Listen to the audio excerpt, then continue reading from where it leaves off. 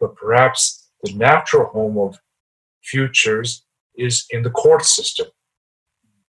They're precedence-based, but they have time to look at what are the problems we're going to face the next 10, 20, 30 years, and let's build in conflict resolution methods to actually address those now.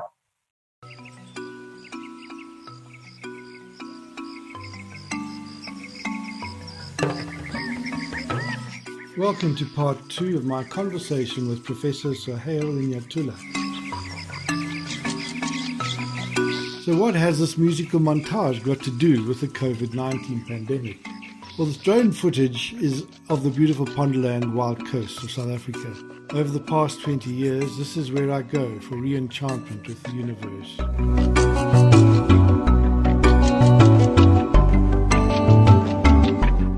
In my book, I describe it as a coastline in Africa that unmasks the soul.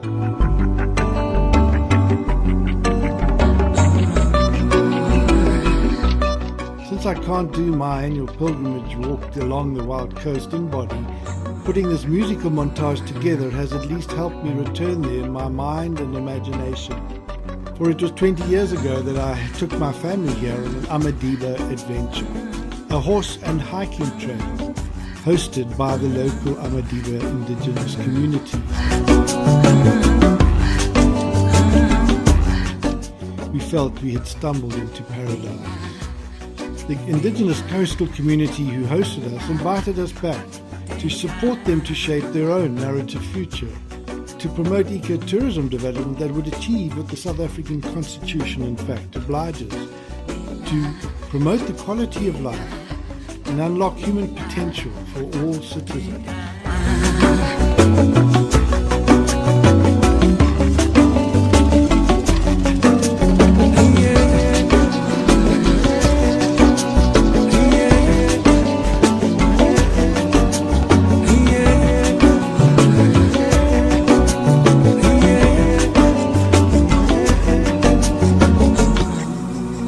Acting locally with the Amadiba has empowered me to think more globally and to have intelligent and down-to-earth conversations with global thinkers like Sohail.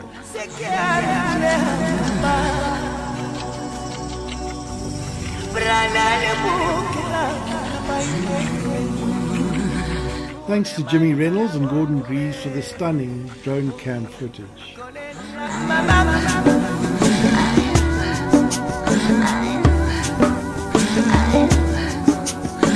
Thanks to Claire Johnston of Mango Groove for giving me the beautiful music.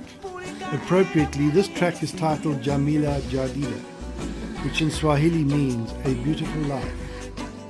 It is from an album titled Starohe, an African Dream, that she and Jeff Maluleke produced specifically to support environmentalists to communicate their message in inspirational ways.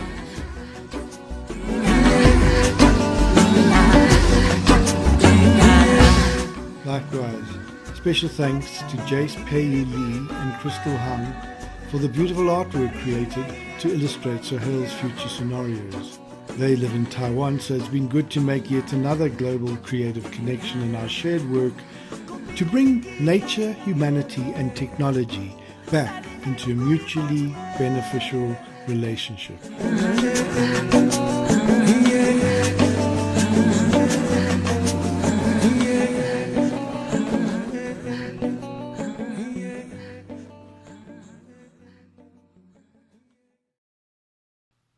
In the section, Sohail explains how a macro-historical consciousness shapes civilizational change through space and time, and how we can create alternative desired futures using his causal layer analysis methodology.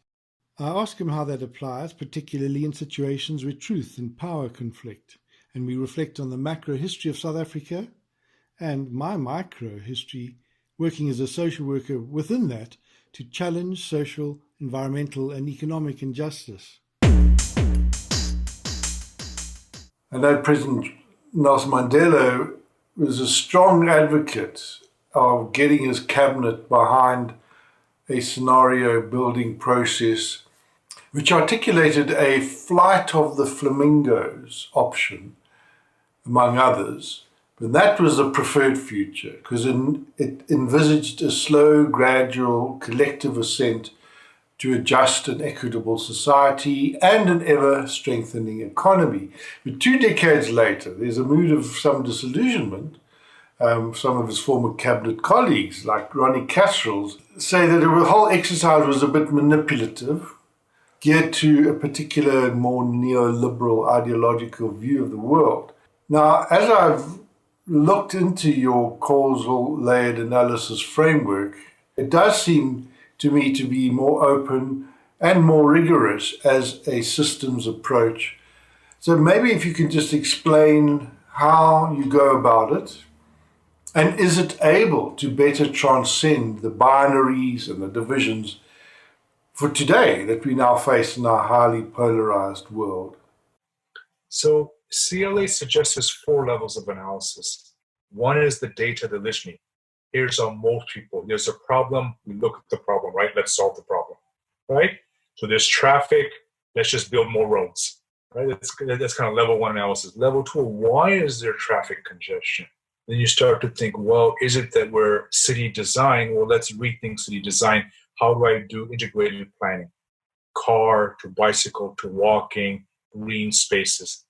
Then we go deeper. Well, maybe it's not just integrated planning, it's a worldview issue. The worldview issue is, in fact, car-centric, me and my car. So if that's the worldview, then it doesn't matter. Then we're going to keep on with the same problem. So then we go deeper, and the metaphor is I love my car, because car represents freedom. So it's like the mind of the teenager, of the 18-year-old runs the planet. Now, if you're okay with that, fantastic. But most mayors I meet, most cities I meet, most governors say, well, actually, the car has become our problem. So then you think, okay, what's the solution? Well, I love my community. Then what's the worldview from car-centric to community people-centric? Then you're not talking about just the car, you're talking about mobility. So then how do I create mobility? Then I go back to systems analysis. So what would a mobile community look like? Well, then I want to integrate and create driverless cars. I want to have green pathways. So now I'm designing for mobility. Then I measure, what's my measure of success? Speed was a measure of success, health. So now infrastructure planning becomes a national health issue. So CLA starts with the problem, what the systemic causes, worldview causes, what's the deep narrative, then we change the story and come up with a new systemic solution. And now this can be unsettling for people who live at level 1, level 2, right? Just show me the data. Okay. So stage 1 is the problem, say it's congestion. At level 1, then people have the obvious solution, build more roads. Stage 2, well, actually, what's causing the congestion? It could be more roads, more cars. Then they talk about integrated infrastructure planning. Stage 3 is the worldview of what's behind that. It's often car-centric, ownership-centric. What's behind that? I love my car because car represents freedom. So as you go deeper, you find the core issue, which is often a narrative, a story.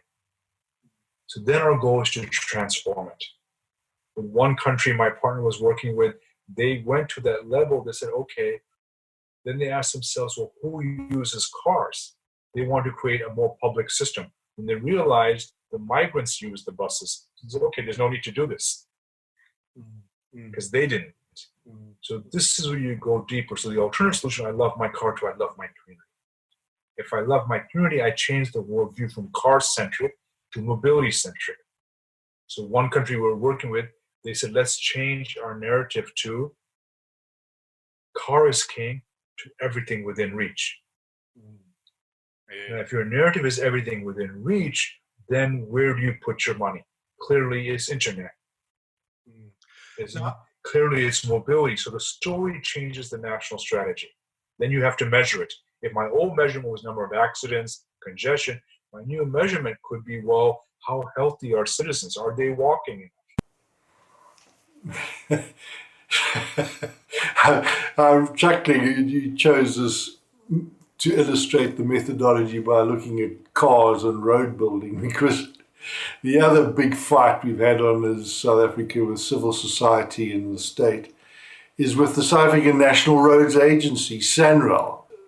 For the past 20 or so years, Civil Society and the royal family of the Amampondo, a traditional community, a kingship from the Eastern Cape, have found themselves now in the post-liberation era having to do battle with a state-owned entity who has plans to reroute the national road between KwaZulu-Natal and the Eastern Cape right along the Wild Coast. I explained to you earlier about the mining. Well, this is very much in the same community, and it's threatening both the indigenous culture and the resplendent biodiversity. I mean, the Wild Coast is a biodiversity hotspot. It's not the sort of place which in our very environmentally stressed society that we should be going about building mega bridges and spanning deep gorges and increasing the environmental footprint so that people can travel faster. Now, Sohail, I'm not trying to recruit you to my cause as an activist. In fact, I see the potential of your alternative and preferred futures methodology to bring all the stakeholders together, find common ground, so that we can try and find a shared narrative. Because, I mean, then SANRAL are not only in trouble in the Wild Coast and the Eastern Cape, also in the Gauteng area, in between Johannesburg and Pretoria, they're wanting to put e-tolls on all the major highways, and motoring public's up in arms about it. And the system has actually now failed because of a lack of legitimacy of the state and the larger political context of state capture. Well, this is relevant in the COVID-19 context because just as the 2008 financial crisis caused other large state infrastructure projects to be shelved because they were no longer economically feasible, I can't see SANRAL prevailing with its current plans given this new normal that we face in the future, particularly on the Wild Coast. It's going to require an engagement and a transcending of the hostilities. My own analysis of the whole scheme has been that it's really now become, unfortunately, too big to fail in the minds of the planners, and it so often happens with such situations. That's when they become diabolical. Now, my question in that whole narrative is simply to say, how does your methodology work to help get all stakeholders on board, particularly where there's been polarization and division? How do we build sufficient trust for that to happen? So these are always challenging, and we do the best we can. In your language, I think where you were going with it, it's almost like a hungry ghost. Right? It can't stop. I must have more. I must extract more. Yeah. And in that situation, what do? So clearly, for me, our projects work better when there's a minister, a prime minister, CEO says, look, I can see the limitations of my model. That I'm going to have more roads and I'm going to endanger nature, and I'm going to endanger my community. So it looks like I win over long term, I lose. Please help me. Now, if we have an enlightened leader, it's much better. If we don't, then it's getting them to see here's the narrative of the other. The people you're fighting against, they also have a story. Listen to their story. Then we do something conflict resolution futures. My partner, Ivana Milivojevic, she writes on that. So you have two different visions. Each has a narrative. Then you start to find out, oh, there's some win-win solutions. That training is conflict resolution. Many people don't have. It's like, well, it's, highway or no way, my way or no way. And then you start thinking, okay, that's story one. What's story two? Well, we all live in a village. What's story three?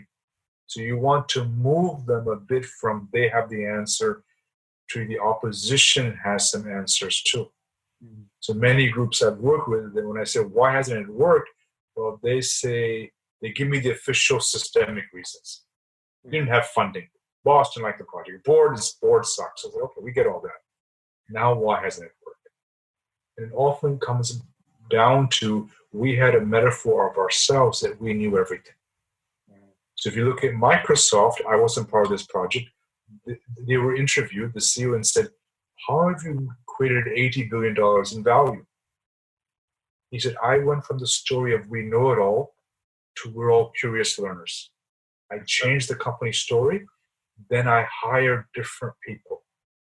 As I hired different people, our business model changed.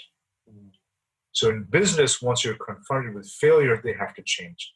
In large organizations that are confronted with people who think differently, they, as you said, try to bulldoze. So they succeed, but they fail because they need those people. When we were working with the Future of Disability in Australia, it was a fantastic conference. We were lucky the minister had understood inclusion was first. So we had 550 people. Every area of disability was in the room, and we tried to create a shared vision. So we did the scenario work, we did the metaphor work, we said, here's how we can go forward. Sohail, you spent time in Hawaii. You did your PhD there, apparently, at the university, and you worked very much within the judicial system. Please tell us a bit about that experience.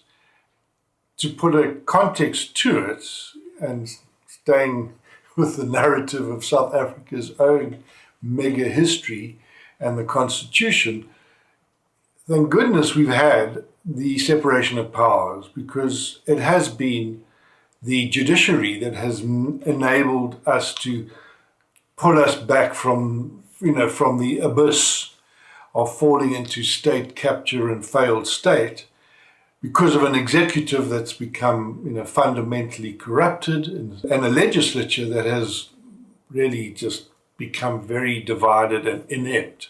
And we're going to need to see the executive come to the party. In the early stages of this COVID-19 saga, we were very excited to see that President Ramaphosa was grasping the imperative, was listening to the scientists. But now we seem to be a bit of playing the hammer and dance in South Africa. And even one of the senior judges has gone on Facebook recently to question the rationality of some of the measures that President Ramaphosa's executive are now enforcing in this lockdown. And I can foresee another further recourse to the courts. So back to having to go to the judiciary to try and deal with conflict. And it's not sustainable. Even my boss in the IEC, he was a judge, Judge Johan Krichler, who's now retired. He served his term in the Constitutional Court. He was concerned about the over-judicialization of society, and we can't just rely on the courts. What does your experience in that early phase of your career, what lessons have you learned that might be relevant? This is for the benefit of all my lawyer friends and maybe some of the judges who get to see this interview. I mean, at the meta level, clearly we all agree, once you have an independent judiciary, you have a better society. I mean, really, this federalist model of governance is brilliant. There's executive, parliament, and independent judiciary. Once we don't have that, people don't feel trust or safe. So that has to be at every level. When I've worked with spiritual organizations where everyone's inspired, loves each other, they hug, they have an amazing vision, but they've not built in an independent conflict resolution system. So this is the other part of futures work. Futures work, we do scenarios, we look at disruptions. But one of the most important things is what you've hinted at, we understand macro history. So I have a series, a trilogy of books on macro history, and putting it into a few sentences, we look at grand patterns. Grand pattern one is decline. Ibn Khaldun said is a champion, a founder, over 3-4 generations, decline is guaranteed. The founder has the vision. The person after the founder, they're the companions. They were with the founder, they've lost the charisma. They're now going by the text. By third generation, they're seduced by corruption. And now they've gone from the founder's inclusion to my tribe. And generation 4 comes in and just says, show me the money. So this is Khaldun's decline. And we can see that generationally. Now, at the end of that, Khaldun says, yeah, but then a different group who's been outside of power, they come in and say, wait, let's go back and revisit the purity of thought. In South Africa's case, it looks like that's come because of this crisis. So the tribe has disappeared, hearing you to this collective, which is stunningly good. But the second pattern which was the response is, what if it's a pendulum? So when we start projects, it's extreme green. And everyone says, great, we're going to be green, inclusive, fantastic. And I can straight away say, yeah, in 7 years, you're going to be right-wing and exclusive. And they go, no, you won't. I say, well, yeah, but Sorokin's pendulum works that way. What you're good at, you disown, you push away, the opposite happens. Now, once you've built in the opposite in your strategy, then you can see, aha, this is going to be our tendency. Let's have an independent judiciary. Let's have conflict resolution built in. And the third pattern is linear. Every generation gets better, is healthier, wealthier, wiser. That's what we're all hoping for. But all of us understand these pendulums. So then that creates this spiral. How do we create a spiral that looks at the charismatic breakthrough, understands decline, and still is progressive, that keeps the spiritual part with the technological part? So there's the macro historical part here. I know that's away from what you're saying about judiciaries, but when we were with the justice system in Hawaii, they were asking, how do we meet the changing needs of our citizens? That yes, we're the third branch, but we also need to be adaptive and flexible. So often we found out of that project, 32 American states adopted our foresight model. And so they started to think, okay, the judiciary has a chance to think of the long term. The executive doesn't. So we're not there to tell the executive what to do, but we can start to look at the next 10, 20, 30 years and become more wisdom-based. So that was a very exciting project to think, well, maybe we're always trying to get the executive to do foresight, to get the parliament to do foresight, but perhaps the natural home of futures is in the court system. They're precedence-based, but they have time to look at what are the problems we're going to face the next 10, 20, 30 years. And let's build in conflict resolution methods to actually address those now.